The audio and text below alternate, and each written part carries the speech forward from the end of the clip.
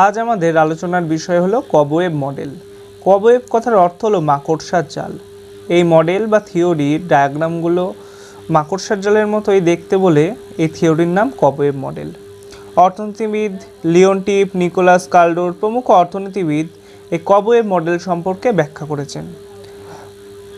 অর্থনীতিবিদ Nicholas Kaldor তার a classificatory note on determinants of equilibrium গ্রন্থে এই কবওয়েব মডেল সম্পর্কে আলোচনা করেছে, যেখানে প্রাইস আর কোয়ান্টিটি কিভাবে কাজ করে বা কীভাবে ফ্লাকচুয়েট করে সেটি সম্পর্কে ব্যাখ্যা করা হচ্ছে। এই থিওরি যখন প্রকাশিত হয় তার কিছু কিছু অ্যাজাম্পশন ধরে নেওয়া হয়েছিল, যেমন এখানে এগ্রিকালচারকেই গুরুত্ব দেওয়া হয়েছিল, অর্থাৎ এখানে যে সমস্ত প্রোডাক্টগুলি সেগুলো এগ্রিকালচার প্রোডাক্ট, এখানে চাষি আছে বা ফার্মার, আর এখানে ওয়েদার হলো ভালো অর্থাৎ চাষোপযুক্ত। এই মতো অবস্থায় এখানে যদি প্রোডাকশান দেখা যায় যে অনেক পরিমাণে প্রোডাকশান হচ্ছে ভালো ওয়েদারের দরুন, তাহলে কি হয়, সাপ্লাই বেড়ে যাচ্ছে, আর সাপ্লাই যদি বেড়ে যায় তাহলে প্রাইস ফল করে যায়, এটা যোগানের সূত্র অনুযায়ী। আর যদি লো প্রাইস একবার হয়ে যায় তাহলে কি হয়, সাপ্লাই ফল করে, আর সাপ্লাই ফল করলে ডিমান্ড বৃদ্ধি পাবে, আর ডিমান্ড যদি বৃদ্ধি পায় তবে কি হবে, যেহেতু শর্টনেস দেখা যায় ডিমান্ড বৃদ্ধি পেয়েছে তাই তার প্রাইসও বেড়ে যাবে। এমতো অবস্থায় হাই প্রাইস যখন হয়ে গেল তখন কিন্তু আবার প্রোডাকশান বৃদ্ধি পাবে ল অফ সাপ্লাই অনুযায়ী, আর প্রোডাকশান যখন বৃদ্ধি পাবে তখন সাপ্লাই বৃদ্ধি পাবে, এবং সাপ্লাই যখন বৃদ্ধি পাবে তখন কিন্তু ডিম্যান্ডটা আবার কমে যাবে, অর্থাৎ প্রাইস কিন্তু ফল করে যাবে।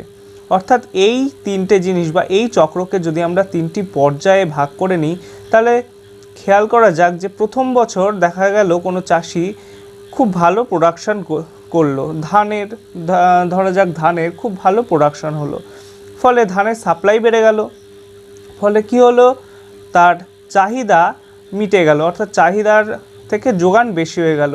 এমতো অবস্থায় তার দাম কি কমে যাবে। পরের বছর দাম যেহেতু তার কমে গেছিলো, সে কি মনে করলো যে আমি অন্য জিনিস চাষাবাদ করব, ফলে ধানের সাপ্লাই কিন্তু তখন কমে গেল, ফলে কি হবে, মার্কেটে তো ডিম্যান্ড বাড়বে, ডিম্যান্ড বেড়ে গেলেই তার কিন্তু প্রাইস বেড়ে যাবে।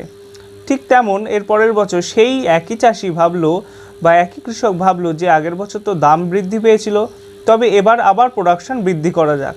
এভাবে প্রোডাকশান বৃদ্ধি করলে সাপ্লাই অর্থাৎ যে পরিমাণ চাহিদা ছিল তার পরিমাণে কিন্তু যোগান বৃদ্ধি পেয়ে যাবে, অর্থাৎ supply is greater than demand, ফলে প্রাইস কিন্তু আবার ফল করে যাবে। তাহলে এই যে ফ্ল্যাকচুয়েশনগুলো হচ্ছে এটি আমরা কবওয়েব মডেলের মাধ্যমে ব্যাখ্যা করতে পারি। কবওয়েব মডেলের যে ফ্ল্যাকচুয়েশনগুলি দেখা যায় এগুলি তিনটে ভাগে আমরা ব্যক্ত করতে পারি। একটি হলো কন্টিনিউয়াস ফ্ল্যাকচুয়েশন, দ্বিতীয় হলো কনভার্জেন্ট ফ্ল্যাকচুয়েশন এবং তৃতীয় হলো ডাইভার্জেন্ট ফ্ল্যাকচুয়েশন। এখন আমরা এই যে তিনটি বিভাগ অর্থাৎ continuous fluctuation, convergent fluctuation and divergent fluctuation নিয়ে ব্যাখ্যা করব, বা এগুলি কী সেগুলি আমরা এখন জানব। প্রথমে আমরা আলোচনা করব কন্টিনিউয়াস ফ্ল্যাকচুয়েশন নিয়ে। আর এই ফ্ল্যাকচুয়েশন নিয়ে আলোচনা করার সময় যেটি সবথেকে গুরুত্বপূর্ণ বিষয় সেটি হলো স্থিতিস্থাপকতা বা ইলাস্টিসিটি। প্রথম ক্ষেত্রে যেমন কন্টিনিউয়াস ফ্ল্যাকচুয়েশনের ক্ষেত্রে elasticity of demand equals to elasticity of supply হয়, এবং দ্বিতীয় ক্ষেত্রে অর্থাৎ কনভার্জেন্ট ফ্ল্যাকচুয়েশনের ক্ষেত্রে ডিমান্ডের স্থিতিস্থাপকতা বা চাহিদার স্থিতিস্থাপকতা যোগানের স্থিতিস্থাপকতা অপেক্ষা বেশি হয়, আর তৃতীয় ক্ষেত্রে ডাইভার্জেন্ট ফ্ল্যাকচুয়েশনের ক্ষেত্রে চাহিদা স্থিতিস্থাপকতা যোগান স্থিতিস্থাপকতার থেকে কম হয়।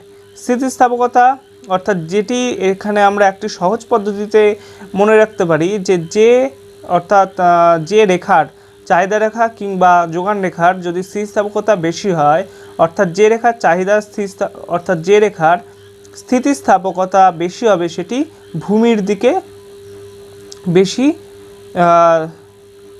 থাকবে, অর্থাৎ ভূমির দিকে ঢাল থাকবে তার বেশি, আর স্থিতিস্থাপকতা যত কম থাকবে সে তত স্টিপার হবে, অর্থাৎ সোজা হতে থাকবে, ভূমির থেকে বিমুখ হবে। তাহলে এবার আলোচনা করা যাক কন্টিনিউয়াস ফ্ল্যাকচুয়েশন নিয়ে। এখানে আমরা দেখতে পাচ্ছি যে ওয়াই অ্যাক্সিসে পি আর এক্স অ্যাক্সিসে আমরা কিউ বা কোয়ান্টিটি মেজার করেছি, Q for quantity and P for price. DD হলো ডিম্যান্ড কার্ভ এবং এসএস হলো সাপ্লাই কার্ভ, আর ইডি ইকুয়ালস টু ইএস অর্থাৎ elasticity of demand equals to elasticity of supply. এক্ষেত্রে মাঝখানে যে বিন্দুটি এটি হলো ইকুইলিব্রিয়াম পয়েন্ট। এক্ষেত্রে আমরা দেখতে পারি যে এই যে রেখাটি এটি কি ওয়েদার ভালো হওয়ার জন্য সাপ্লাই অনেকটা বেড়ে গেছে, ঠিক আছে, সাপ্লাই বেড়ে গেছে। আগে ইকুইলিব্রিয়াম এখানে ছিল, ওয়েদার ভালোর জন্য সাপ্লাই এতটা বেড়ে গেছে। সাপ্লাই বাড়ার জন্য কি হলো, দাম কমে গেল। এটা আমরা জানি যে সাপ্লাই বাড়লে দাম কমে যাবে। দাম যখন কমে গেল তখন কি হবে, সাপ্লাই কমে যাবে।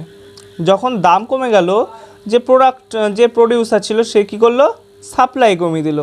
আর যখন সাপ্লাই কমিয়ে দিল তখন কি হবে, লো সাপ্লাইয়ের দরুন কী হবে, প্রাইস রাইজ করে যাবে, অর্থাৎ দাম বৃদ্ধি পাবে। আগে দাম ছিল এখানে, প্রাইস রাইজ করে হয়ে গেল এখানে। আবার যখন দাম বৃদ্ধি পাবে তখন আবার সাপ্লাই বৃদ্ধি পাবে। তো এই ক্ষেত্রে কি হয়, এটি এরকমভাবে একই চক্রাকারে ঘুরতে থাকে। এটি হলো কন্টিনিউয়াস ফ্লাকচুয়েশন, অর্থাৎ একই রেখায় এটি ঘুরতে থাকবে। নেক্সট আমরা আলোচনা করব কনভার্জেন্ট ফ্লাকচুয়েশন নিয়ে। এক্ষেত্রে কি elasticity of demand greater than elasticity of supply হয়, অর্থাৎ ইলাস্টিসিটি ডিম্যান্ড কার্ভ এই যেমন বলেছিলাম ভূমির দিকে বেশি থাকে ঢাল, আর সাপ্লাই কার্ভ এটা যেমন আছে তেমন।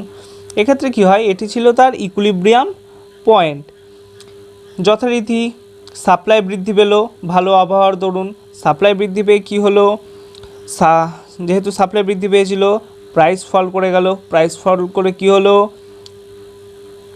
হলো এখানে সাপ্লাই, যেহেতু প্রাইস ফল করে গেল সাপ্লাই প্রডিউসার কমিয়ে দেবে। সাপ্লাই প্রডিউসার কমিয়ে দেওয়ার জন্য ডিম্যান্ড রাইজ হয়ে যাবে, অর্থাৎ প্রাইসটা রাইজ হয়ে যাবে। যেই প্রাইস বৃদ্ধি পাবে সেটা আবার কী হবে, সাপ্লাই ঘটাবে, অর্থাৎ প্রাইস বাড়লে সাপ্লাই বাড়বে। অর্থাৎ এইটি কনভার্জেন্টটা কেন্দ্রের দিকে কেন্দ্রমুখী হয়, অর্থাৎ কনভার্জেন্ট কি হয়, কেন্দ্রমুখীভাবে হয়। এক্ষেত্রে কিন্তু একই প্রসেস, অর্থাৎ মানে প্রাইস এখানে যখন সাপ্লাই বাড়লো তারপরে কি হবে, সাপ্লাই বাড়ার সাথে সাথে প্রাইস কমে গেল, প্রাইস কমার জন্য সাপ্লাই কমে গেল, সাপ্লাই কমে যাওয়ার ফলে দাম বেড়ে গেল, এবং দাম বেড়ে যাওয়ার ফলে আবার সাপ্লাই বাড়লো, কিন্তু এটা কেন্দ্রমুখী হবে। তার জন্য এটার নাম হলো কনভার্জেন্ট ফ্ল্যাকচুয়েশন। এই যে ফ্ল্যাকচুয়েটটা হচ্ছে এটা হলো কনভার্জেন্ট ফ্ল্যাকচুয়েশন। নেক্সট হলো ডাইভারজেন্টের ক্ষেত্রে কি হয়, elasticity of supply is greater than elasticity of demand হয়, অর্থাৎ চাহিদার স্থিতিস্থাপকতা এখানে যোগান স্থিতিস্থাপকতার থেকে কম হয়। এই যে আমরা এখানে দেখতে পাচ্ছি যোগানের স্থিতিস্থাপকতা ভূমির দিকে ঢাল বেশি, আর ডিম্যান্ড ঠিক আছে, এটা নর্মাল। এক্ষেত্রেও তাই। এই যে এটি হলো ইকুইলিব্রিয়াম পয়েন্ট, ভালো আবহাওয়ার দরুন সাপ্লাই বাড়লো, সাপ্লাই বাড়ার ফলে কি হবে, ঠিক আগের মতোই, যেই সাপ্লাইটা বাড়লো তখন দাম কমে যাবে, ফল ইন প্রাইস। যেই দাম কমবে তখন কি হবে, দাম কমে গেলে কি আর যে সাপ্লায়ার বা প্রডিউসার সে কি আর সাপ্লাই করবে আগের মতো, করবে না, সে তখন সাপ্লাইও কমিয়ে দেবে। যেই সাপ্লাই কমে গেল কি হবে, মার্কেটে তো ক্রাইসিস দেখা যাবে, ডিম্যান্ড তখন বেশি, তখন দাম বৃদ্ধি পাবে, দাম বৃদ্ধি পেলে আবার সাপ্লাই বৃদ্ধি পাবে। এক্ষেত্রে কিন্তু এটা কেন্দ্র বিমুখ হয়, অর্থাৎ ডাইভার্জেন্ট হয়। তাহলে এই দুটো মনে রাখা সহজ, কনভার্জেন্ট অর্থাৎ এটা কেন্দ্রমুখী, আর অর্থাৎ ডাইভার্জেন্ট হচ্ছে ডাইভার্ট, মনে থাকবে ডাইভার্ট মানে হলো এটা কেন্দ্র বিমুখ হয়ে যাচ্ছে। তিনটেরই কিন্তু একই পদ্ধতি, অর্থাৎ প্রথমে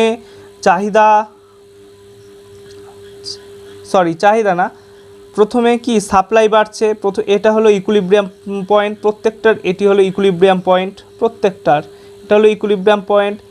সাপ্লাই বেড়ে গেল ভালো আবহাওয়ার দরুন, সাপ্লাই বাড়ার ফলে কি হলো, প্রাইস কমে গেল, সাপ্লাই বাড়ার দরুন প্রাইস কমে গেল।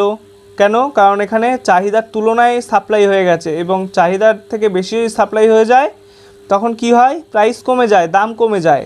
দাম কমে যাওয়ার ফলে কি হলো, সাপ্লাই কমে গেল, কারণ প্রডিউসার তখন আর সাপ্লাই করতে চাইবে না। যেই সাপ্লাই কমে গেল তখন কি হবে, প্রত্যেকটার ক্ষেত্রেই সাপ্লাই কমে গেলে কি হবে, ডিম্যান্ড বেড়ে যাবে। ডিমান্ড বেড়ে গেলে কি হয়, দাম বেড়ে যায়। তিনটের ক্ষেত্রেই দাম বেড়ে যাওয়ার ফলে আবার সাপ্লায়ার বা প্রডিউসার সাপ্লাই করবে। তাহলে একটা হলো কন্টিনিউয়াস, যেখানে elasticity of demand equals to elasticity of supply. Second ক্ষেত্রে একই জিনিস, elasticity of demand greater than elasticity of supply. আর থার্ড ক্ষেত্রে elasticity of demand less than elasticity of supply. তিনটে ক্ষেত্রেই কিন্তু একই জিনিস কার্যকর হচ্ছে, শুধু তিনটে ইলাস্ট্রিসিটির জন্য ডায়াগ্রামটা আলাদা আলাদা হচ্ছে। এখানে ইলাস্ট্রিসিটি সমান হওয়ার জন্য এটি একই রেখায় ঘুরছে। এখানে ইলাস্ট্রিসিটি ডিমান্ড বেশি হওয়ার জন্য এটা কেন্দ্রমুখী হয়ে গেছে, অর্থাৎ কনভার্জেন্ট। আর এক্ষেত্রে ইলাস্ট্রিসিটি অফ সাপ্লাই বেশি হওয়ার জন্য এটি ডাইভার্জেন্ট হয়ে গেছে। আশা করি ক্লিয়ার হলো। কবওয়েভ মডেলের এই বেসিক থিওরি সম্পর্কে যদি আর কারো কোনো কোশ্চেন থাকে আমাকে কমেন্টের মাধ্যমে জানাতে পারো।